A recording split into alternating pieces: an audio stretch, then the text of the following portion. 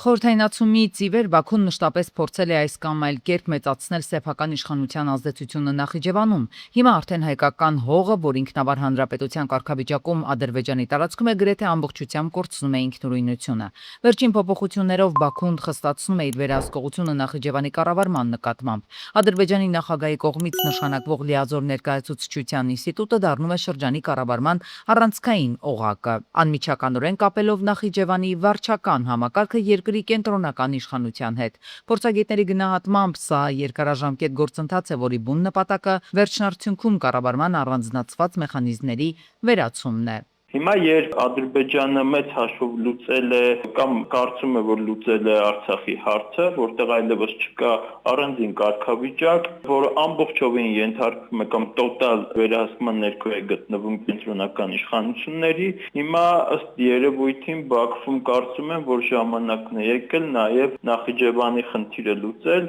նաև ապագայում, այսպես ասենք, ապահովագրելով իրենց այս կամ այն հնարավոր անջատողական կամ այլ տիպի գործողություններից։ Նախիջևանի կարևորությունը Բաքվի բռնապետական իշխանությունների աչքին ընդգծվում է տարածաշրջանային զարգացումների հետնապատկերում, մասնավորապես Հարավային Կովկասում հաղորդակցությունների ապաշրջափակման, անվտանգության ճարտարապետության վերաձևակերպման եւ աշխարհաքաղաքական մրցակցության պայմաններում փաստացի Բաքուն հենց այս ժամանակահատվածում է կենտրոնանում ռազմավարական նշանակություն ունեցող այս տարածքի նկատմամբ առավել խիստ վերահսկողություն հաստատելու նպատակի վրա։ Ավելին, Իրանի հետ սահմանին անցնող հայ-ամերիկյան ճանապարհը Միացյալ Նահանգների նախագահ Թրամփի պատվին կոչված խաղաղության ու բարգավաճման թրիփ ուղին Հայաստան-Ադրբեջան նախախաղաղության Ամերիկայի գագաթնաժողովում ստեղծվեց հենց ապահովելու ադրբեջանցիների անխոչնդոտ անցուդարձը Նախիջևանից դեպի Ադրբեջան եւ հակառակ ուղղությամբ։ Այսպես կոչված միջանցքային տրամաբանությունը, երբ Բաքուն բարբերաբար այսպես կիրառում է, այդ թվում նաև թրիփը, իր կենտրոնական նպատակն այն է, որպեսզի ամբողջ տարածքը, որոնք գտնվում են միջազգայինորեն ճանաչված Ադրբեջանի Հանրապետության կազմում, լինի այսպես միահյուսված ադրբեջանական ամբողջ տարածքի հետ եւ չլինեն այսպես առանձնացված կամ ստրուկտուրալ կառուցվածքներ, ինչպիսին էր Նախիջևանը։ Այս գործընթացը ըստ ամենայնի դեռևս ավարտված չէ եւ Նախիջևանի կառավարման համակարգում փոփոխություններն ըստ մասնագետների տարածաշրջանային քաղաքական զարգացումներին զուգահեռ դեռ շարունակվելու են։ Միաժամանակ փորձագետ վերլուծաբանները նշում են, որ դրանք կարող են նոր շեշտեր դնել Հարավային Կովկասի հաղորդակցային թար նախագծերի վրա։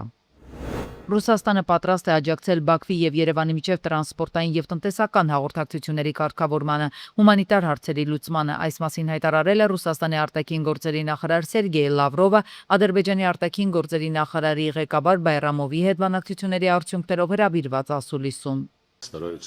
Ռուսաստանը հետևողականորեն աջակցում է Ադրբեջանի եւ Հայաստանի ջանքերին ուղղված հարաբերությունների լիարժեք համապարփակ կարգավորմանը 2020 եւ 2022 թվականներին ձեռք բերված ամենաբարձր մակարդակի եռակողմ պայմանավորվածությունների համալիրի հիման վրա, ինչպես եւ նախկինում պատրաստ ենք աջակցել թե Բաքվին, թե Երևանին տրանսպորտային եւ տնտեսական հաղորդակցությունների ապաշրջափակման հումանիտար հարցերի լուծման գործում։ Իսրայելը Բաքվից ստացած զանգից հետո նահանջել է Հայոց ցեղասպանության ճանաչման որոշումից։ Հունիսի 28-ին հայտնի դարձավ, որ Իսրայելի կառավարությունը հավանություն է տվել Հայոց ցեղասպանությունը ճանաչող բանաձևին։ Փաստաթուղթը պետք է ուղարկվեր Քնեսեթի քննարկմանը։ Ադրբեջանական հարթակները հաղորդում են, որ զանգը եղել է Ալիևի օգնական Հաջիևի կողմից։ Ավելի վաղ Իսրայելը հետաձգել է Քնեսեթում Հայոց ցեղասպանությունը ճանաչող օրինագծի քվեարկությանը։ Նշվում էր, թե Իսրայելի կառավարությունը նման որոշում է ընդունել հաշվի առնելով այսպես ասած դիվանագիտական զգայուն պահը շրջանում լարվածությունը աճել է Իրանի հետ հրադադարի ռեժիմի խախտումից հետո։ Հավելենք, որ Քնեսեթը հուլիսի 20-ից կմեկնի ամառային արձակուրդ եւ նիստեր չի անցկացնի մինչեւ հոկտեմբեր, իսկ այդ ժամանակ արդեն նշանակված են խորհրդարանական ընտրություններ։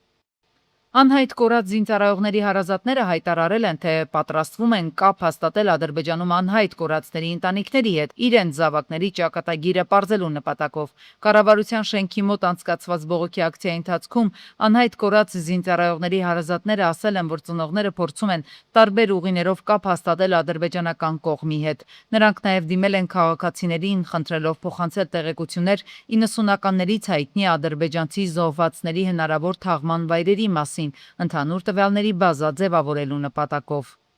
Ես իմ տղային վիդեոներ կա 20 թվականին խմիքների ջոկատի 20 թվականից իրանց ալիքով ցույց են տվել ամեն ձևի Հիմի համ վախում եմ, համ չգիտեմ, չեմ իմանում ինչ եմ անում, արդեն գժվել ենք, ես չգիտեմ ինչ պիտի անենք, որ դուրը ծեծում ես, ասում է, ինքը ասել են ընդեղ չի, բայց վիդեոն ունի, իրանց ալիքով ցույց են տվել, ամեն տեսակ դռներ ծեծել ենք, բայց սենց չի լինի արդեն, հոգնել ենք, մենք էլ ենք մարդ, ծնող ենք։ Հայաստանի Հանրապետությունից հնարավոր է ձուկ եւ ձկնամթերք արտահանել Եվրոպական միության երկրներ։ Նախկինում սա անհնար էր, հայտարարել է ձկնաբուծարաններից մեկն այցելած էկոնոմիկայի նախարարը։ Պապոյանը հայտնել է, որ Եվրոպական միությունը Հայաստանին տվել է բոլոր անհրաժեշտ թույլտվությունները։ Մեր ձուկ արտադրողները կարող են դիմել պետական կառավարման մարմիններին, ստանալ այդ թույլտվությունները եւ արտահանել ձուկն ու ձկնամթերքը դեպի Եվրոպական միության երկրներ։ Հայաստանից Իսպանիա Իրանի արտահանման մասին տարածված տեղեկությունը չի համապատասխանում իրականությանը։ Էկոնոմիկայի փոխնախարար Արման Խոջոյանը հայտնել է, որ Հայաստանից Իսպանիա Իրան դեռ չի արտահանվել։ Հետևաբար ճանապարհին փչացած խմբականակի մասին շրջանառվող լուրերը որևէ հիմք չունեն։ Փոխնախարարը նշել է, որ վերջին օրերին համացանցում տարածվող տեղեկությունները սխալ են մեկնաբանվում եւ կոչ արել առաջնորդվել միայն պաշտոնական աղբյուրներով։ Վիճակագրականից հայտնում են, որ հունիսին նախորդ տարվա նույն ժամանակահատվածի համեմատ Հայաստանում գնաճը կազմել է 5.1% եւ ամենամեծ թանկացումներն էլ գրանցվել են առաջին անհրաժեշտության ապրանքների եւ ծառայությունների շուկայում։ Սննդամթերքը թանկացել է 8.8, տավարի միսը 23.4, ծովամթերքը 44, կատնամթերքը 14.5, ձուն 30, մրգերը 16.8, իսկ բանջարեղենը 12.7%-ով։ Զգալի աճ է արձանագրվել նաև վառելիքի շուկայում։ Բենզինը թանկացել է 10.4, դիզվառելիքը 19%-ով։ Մասնագետները գնաճի հիմնական պատճառներից վկայաբերում են միջազգային շուկաներում պարենային եւ էներգակիրների գնաճը, ներմուծվող ապրանքների ինքնարժեքի բարձրացումը, առաջին անհրաժեշտության ապրանքների թանկացման ազդեցությունը ընտանիքների բյուջեի վրա զգալի է։ Երևանի քաղաքապետը գործակարգավարականի ընթացքում դարձյալ հանձնարարական է տվել պահպանել վերահսկողության խիստ տեմպը քաղաքում իրականացվող բոլոր տեսակի շինարարական աշխատանքների նկատմամբ։ Ավինյանը պահանջել է, որ փոշեկլանիչ ցանցերի գործածումը դառնա համատարած ողջ Երևանում։ Մինչև իսկ մենք չսկսենք տեսնել, որ փոշեկլանիչ ցանցերը Երևան քաղաքում համատարած են, մինչև որ մենք չսկսենք տեսնել, որ արվող շինարարությունները քաղաքում լինի ենթակառուցվածքային թե շենքերի կառուցման, պահպանում են ավականու որոշման բոլոր կանոնները, այսինքն այս տեմպը չենք թուլացնում, շարունակում ենք նույն այս տեմպով, մինչև բոլորը հասկանան, որ նոր խաղի կանոնները բոլորը պետք է պահպանեն։ Ներքին գործերի նախարարությունը հիշեցնում է, որ անտառներն ու բուսածածկ տարածքները մեր երկրի կարևոր բնական հարստությունն են եւ անգամ մեկ անզգույշ գործողությունը կարող է հրդեհի պատճառ դառնալ։ Գերատեսչությունը կոչ է անում չնետել այրվող ծխախոտ կամ լուցկի, չվառել խարույկ, չնախատեսված վայրերում չայրել չոր խոտը եւ խոզանը, ինչպես նաեւ բնության մեջ ապակու կտորներ չթողնել։ Վառելանյութերը պետք է պահվեն անվտանգ պայմաններում, իսկ հրդեհ նկատելու դեպքում անհրաժեշտ է անմիջապես փորձել մարել այն կամ ահազանգել 112։ Աղիքային վարակի դեպքերը Բյուրեղավանում շարունակում են աճել, այս ընթացքում բուժօգնության համար բուժհաստատություններ են դիմել ավելի քան 60 հոգի։ Միայն վերջին 3 օրերին շտապօգնության ծառայությունը քաղաքից ավելի քան 20 կանչ է ստացել, քաղաքացիներից մի քանիսին տեղափոխել են հիվանդանոց։ Դեպքերի աճի ֆոնին առողջապահության նախարարության մասնագետները շարունակում են ուսումնասիրությունները պարզելու համար վարակի հնարավոր աղբյուրը։ Հիվանդությունների վերահսկման եւ կանխարգելման ազդային կենտրոնի խմբերը ջրի նմուշներ են վերցրել Բյուրեղավան, Նուռնուս եւ Արզնի բնակավայրերից։ Կատարվածից անհանգստացած բնակիչները նախորդ օրերին բողոքի ակցիաներ են իրականացրել, բարձրաձայնելով ոչ միայն ջրի որակի, այլև ջրամատակարարման գրաֆիկի խախտումների մասին։ Պետությունը ոչ թե պետքա լիներ արձագանքողի դերում, այլ կանխարգելողի դերում, ինչը չի եղել։ Պետքա մտածել, արդյոք մարդիկ այսօր պետքա այնտեղ ջուր խմեն, թե իսկապես էլ իրենք ճիշտ են անում, որ գնում ջուր են առնում։ Ու որ մարդիկ իրենց գրպանից խմելու ջուր են առնում, որ կարողանան խմել։ Արդյոք Չնչին գումար չպետք է պետությունը հատկացնել ու ասել, գիտեք, քանի որ ես վատ եմ կառավարում, իսկ կառավարիչ ոնց տեսնում եք դուրս չի գալիս։ Ամեն ընտանիքի անդամի հաշվարկով, որ 2 լիտր ջուր է հասնում, պայմանական առաջիկա մի շաբաթը այս ջուրը վերցրեք խմեք, մինչև հասկանանք ջրի խնդիրն ինչից է։ Երևանի կենթանաբանական այգուց հայտնել են, որ հուլիսի 6-ին ձերբակալված ԲՀԿ առաջնորդ Գագիկ Ծառուկյանի առանձնատներից այգեն տեղափոխվել 3 առյուծ, 4 վագր, 9 կոկորտիլոս եւ 13 կարապ։ Քրեական վարույթի շրջանակում իրականացված գործողություններից հետո կենթանաբանական այգուն ի պահ տրված կենդանիները իրավասուների տեղեկացմամբ գտնվում են պատշաճ հսկողության եւ խնամքի տակ եւ ապահովված են համապատասխան պայմաններով։ Հիշեցնենք, Գագիկ Ծառուկյանի ձերբակալման օրը նրա առանձնատնից նշված կենդանիներից բացի արգրավվել էր նաև 190 հատ խրտվիլակ, որոնք ճանաչվել էին իրեղեն ապացույցներ։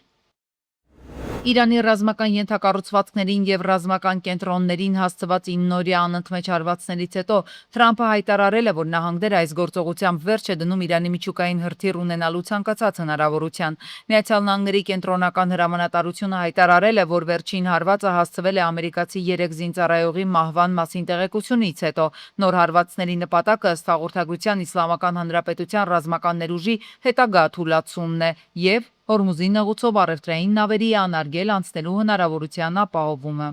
Իսրայելցի զինվորականները պայթեցուներ են իրականացրել Լիբանանի հարավում գտնվող Էլ-Խիամ եւ Դեյր Սեյրյան բնակավայրերում։ Հաղորդագրության համաձայն իսրայելցի զինվորականները ականապատել եւ պայթեցրել են բնակելի տներ Աթ-Թայրի եւ Հոդեյթա բնակավայրերի մատույցներում, բացի այդ իսրայելական անօդաչու սարքը Զաութարի կողմից հարված է հասցրել Մեյֆիդուն բնակավայրի Արվարձանին, իսկ երեկոյան ավիացիան գրոհել է Նաբաթիա շրջանի Կֆար Թիբնիտ բնակավայրը։ Միացյալ Նահանգները հարվածել է Իրանի նոր կառուցվող ատոմակայանին։ Կիրակի օրը Միացյալ Նահանգների կենտրոնական հրամանատարությունը հայտարարել է Իրանի դեմ հարվածների եւս մեկ փուլի մասին։ Պայթյուններ են որոտացել Սիրիգ, Բանդար Աբաս եւ Քեշմ կղզի քաղաքներում։ ՄԱԳԱՏԷ-ն հայտարարել է, որ ուսումնասիրում է կառուցվող ատոմակայանի վրա հարձակման մասին տեղեկությունները։ Օբյեկտը կառուցման դեռևս շատ վաղ փուլում է գտնվում եւ վերջին ստուգման ժամանակ այնտեղ միջուկային նյութ չի եղել։ Միացյալ Նահանգները Եվրոպայից մերձավոր արևելք է տեղափոխել լրացուցիչ ռազմական ինքնաթիռներ։ New York Times-ին են հաղորդել պաշտոնատար անձինք։ Սա ցույց է տալիս, որ Թրամփի վարչակազմը շուտով կարող է ել ավելի ուժեղացնել Իրանի դեմ հարվածները։ Մերձավոր արևելք են տեղափոխվել Գերմանիայի ռազմաօդային ուժերի F-16 կործանիչներ եւ Մեծ Բրիտանիայի ցածր նկատելիությամբ F-35 կործանիչներ։ Բացի այդ, տարածաշրջան են տեղափոխվել լրացուցիչ լիցքավորման ինքնաթիռներ։ Ուկրաինական անօդաչու թռչող սարքերը գիշերը հարձակվել են Մոսկվայի մարզի վրա։ Քաղաքապետի տվյալներով Իրիկնամուտից ի վեր Մոսկվայի մարզի ուղղությամբ թռչել է ավելի քան 400 անօդաչու թռչող սարք։ Դրանց մեծ մասը ոչնչացվել է հեռավոր մատույցներում։ 85 դրոն խոցվել է Մոսկվայի մատույցներում։ Գիշերը Ռուսաստանի զինված ուժերը շարունակել են հարվածներ հասցնել Ուկրաինայի նավահանգիստներին, որոնք ներգրավված են Ուկրաինայի զինված ուժերի շահերի ապահովման գործում։ Արգենտինայի պարտությունից հետո Բուենոս Այրեսում անկարգություններ են սկսվել կանտուժացներ եւ ձերբակալվածներ։ Նվազագույնը 15 մարդ ձերբակալվել է, իսկ քաղաքային ոստիկանության 3 աշխատակից վնասվածք է ստացել։ Միաժամանակ արձանագրվել են բջջային հեռախոսների եւ այլ անձնական իրերի գողության դեպքեր։ Ոստիկանների շրջանում տուժածների ընդհանուր թիվը կարող է հասած լինել 7-ի եւ ավելացնում են, որ առավել արմատական տրամադրված երկրպագուներին սանձելու համար ոստիկանությունը ստիպված է եղել կիրառել արցունքաբեր գազ։ Սաուդյան Արաբիան 350 մետր բարձրության վրա գտնվող երկնաքերի տանիքում կկառուցի երկնային մարզադաշտ։ Այն կկառուցվի Նեոմ նախագծի շրջանակում ապագայի քաղաքում։ Մարզադաշտը նախատեսվում է բացել մինչև 2032 թվականը, իսկ 2034-ին դրա վրա կարող են անցկացվել աշխարհի առաջնության հանդիպումները։ Հուլիսի 19-ին Ալափարս գյուղի վարչական տարածքում բախվել են ՈՒԱԶ-ը եւ Հյունդային։ 1 հոգի տեղում մահացել է, 4 հոգու առաջին օգնության են հասել քաղաքացիները։ Օպերատիվորեն ժամանած փրկարարության Կոտայքի մարզային փրկարարական վարչության Չարենցավանի շրջփրկարարական ջոկատի փրկարարները, Չարենցավանի շրջփրկարարական ջոկատի հրամանատարն ու Չարենցավանի բժշկական կենտրոնի շտապօգնության բժիշկների հերթապահ խմբերը։ Ավելի ուշ տեղեկություն է ստացվել, որ վիրավորներից մեկը գիտակցության չգալով մահացել է։ Դեպքի վայրեն ժամանել ներքին գործերի նախարարության, ոստիկանության, բարեկային ծառայության, Կոտայքի մարզի գումարտակի առաջին վաշտի բարեկները, գումարտակի հրամանատար Ալբերտ Մարտիրոսյանի, գումարտակի հրամանատարի տեղակալ Վահագն Կարապետյանի, գումարտակի ծառայության ավագ տեսուչ օրվա պատասխանատու Արտակ Ասատրյանի եւ գումարտակի ծառայության տեսուչ Կարլեն Բաղյանի գլխավորությամբ։ Նույն օրը Երևան-Սևանի-Ջևան ճանապարհին մեքենան ընկել է Հրազդան գետը։ Փրկարարծարայության Սևանի շրջփրկարարական ջոկատի փրկարարներն են ժամանել, ինչպես նաև հատուկ ջրափրկարարական ջոկատի ջրասուզակները։ Մոտ 30 րոպե որոնողական աշխատանքներից հետո ջրասուզակ Վահե Մելքոնյանը գետում մեքենան հայտնաբերելուց հետո կոտրել է ապակին ու գետից դուրս բերել ջրահեղձ եղած քաղաքացուն։ Վարորդը եղել է մեքենայում միայնակ։ Նշված վայրում մի քանի ճանապարհատրանսպորտային պատահարներ են տեղի ունեցել, այդ թվում ցավոք ողբերգական, ցավով ընտանեկան ողբերգական, այստեղ նաև տարիներ առաջ էր ընտանիքը, տատը, պապը, թոռը, անչափահաս թոռը ընկել էին գետը ու դրանից հետո դիմել էինք տեղի ճանշինին, խնդրելով որպեսզի մասնագիտական խումբ ստեղծեն, մասնագետների հետ քննարկեն եւ հարցի լուծում տան։ Խոստացել էին, բայց ինչպես միշտ ամեն նման դեպքից հետո խոստումները տալիս են ու այդ ամենը օդ է դուրս գալիս։ Հիմա այստեղից դիմում եմ տարածքային կառավարման ենթակառուցվածքների նախարար Դավիթ Գյուդակյանին։ Հուլիսի 19-ին եւս մեկ ողբերգական դեպք էլ Վայոց ձորի մարզում է եղել։ Գողթանիկ բնակավայրում 21-ամյա Արան լողանալու համար ընկել է ջրվեժը եւ ջրահեղձ եղել։ Փրկարարծարայության Վայոց ձորի մարզային փրկարարական վարչության եւ նույն վարչության Եղեգնաձորի շրջփրկարարական ջոկատի փրկարարներն էին ժամանել։ Մոտ 30 րոպե բանջվեց հատուկ նշանակության փրկարարական աշխատանքների իրականացման կենտրոնի ջրասուզակ Խաչատուր Մուրադյանի, ով հայտնաբերեց մոտ 6 մետր խորության մեջից ջրահեղձ եղած երիտասարդ տղայի մարմինը, ինչից հետո իր գործընկերների եւ Եղեգնաձորի հրաշքարարական ջոկատի փրկարարների հետ կարողացան մարմինը դուրս բերել։ Մեկ քաղաքացի էլ Շիրակամուտ բնակավայրի ճանապարհի աջակողմյան հատվածում գտնվող գետալճակում է ջրահեղձ եղել։ Լոռու մարզային փրկարարական վարչության Սպիտակի շրջփրկարարական ջոկատի փրկարարներն էին ժամանել։ Մոտ 1 ժամ տևած որոնողական աշխատանքներից հետո ջրասուզակ Վահե Մելքոնյանը գետում հայտնաբերել է նրա 43-ամյա Ավաչագանի մարմինը։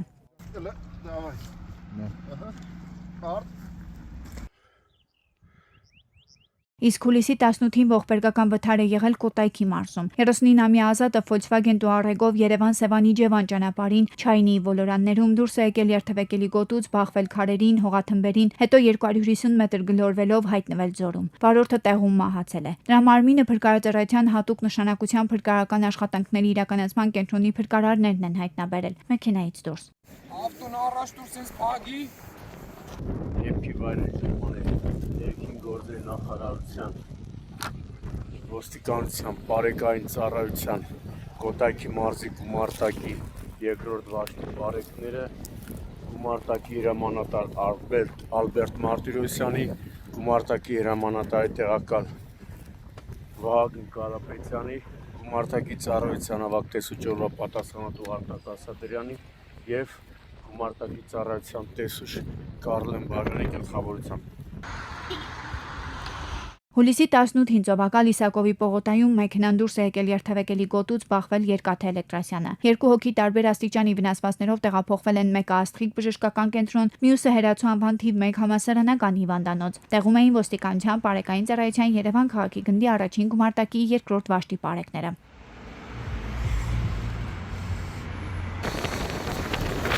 Հուլիսի 17-ին Երևան-Սևանի-Ջևան ճանապարհին բախվել են Մերսեդեսը ու Կիան։ Մեկ հոգու առաջին օգնության են հասել քաղաքացիները, օպերատիվորեն ժամանած Աբովյան բժշկական կենտրոնի շտապօգնության բժիշկների հերթապահ խումբը։ Նախնական տեղեկություններով Մերսեդեսը եղել է կայանված։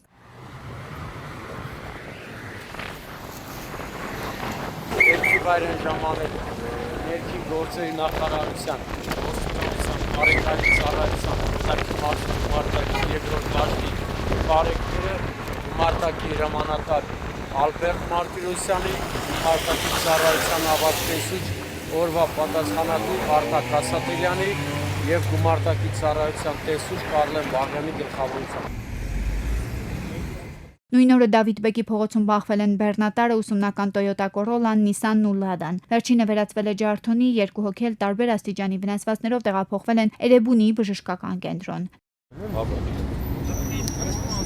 Հավանաբար բեռնատարը տեխնիկական խնդիրներ է ունեցել եւ վարորդը ասում են իրեն